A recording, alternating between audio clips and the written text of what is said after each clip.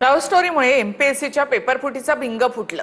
वडिलांनी मुलीसाठी पेपर फोडला आणि मुलींना पेपर प्रियकराला दिला। एमपीएससीच्या औषध निरीक्षक पेपरफुटी प्रकरणामध्ये 6 जणांना अटक झाली। एमपीएससीच्या अध्यक्षांनी राजीनामा द्यावा, अन्यथा 1 तारखेला आंदोलन करणार असा इशारा रोहित पवार यांनी दिलाय।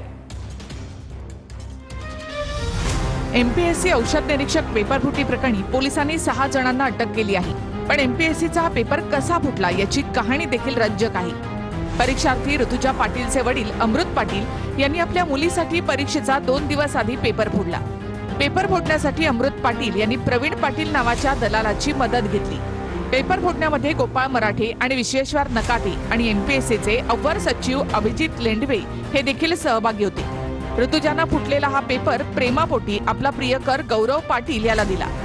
गौरवनं हा पेपर आपल्या काही मित्रांना पुरवला, त्यामुळे ऋतुजा आणि गौरव पाटील यांच्यामध्ये मोठे वाद झाले। पेपरफुटीचा आरोप होताच गौरव पाटीलने एमपीएससीला पेपरफुटी झाल्याचा ईमेल केला। पण काही दिवसानंतर गौरव पाटीलनेच पेपरफुटी हा केवळ बनाव होता असा दुसरा ईमेल एमपीएससीला केला।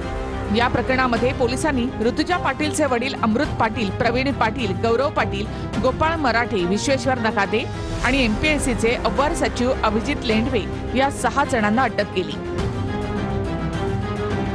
एक अजून एक गोष्ट सांगतो आणि अध्यक्षांना सुद्धा सांगतो आणि एमपीएससीच्या सर्व अधिकाऱ्यांना सांगतो, जर या महिन्या अखेरेपर्यंत तुम्ही राजीनामा नाही दिला तर 1 तारखेला दुपारी 12 वाजता मी तुमच्या कार्यालयाला येईन। आता माझ्या बरोबर 1, 2, 3, 10, 100, 1000 किती लोक येतील हे मला सांगता येणार नाही। ते भयानकच होऊ लागलं ना। अधिकारी जर पेपर फोडत असतील, आता परवा कुठेतरी ऐकलं की कोणीतरी तो पेपरच्या याच्यात पाकिटात छिद्र करून त्यांनी काय त्याच्यातून हे केलं, काय मायक्रो स्कॅनिंग केलं आणि तो पेपर फोडला। मला वाटतं आता विश्वास कोणावर ठेवायचा हा प्रश्नच आहे। आता विद्यार्थी सोडा, त्याचे पालक आणि अशा पद्धतीने अधिकारीच अशा पद्धतीने पेपर फोडायचं काम करतात। मला असं वाटतं एखाद्याला फासावर चढवल्याशिवाय हा प्रकार थांबणार नाही।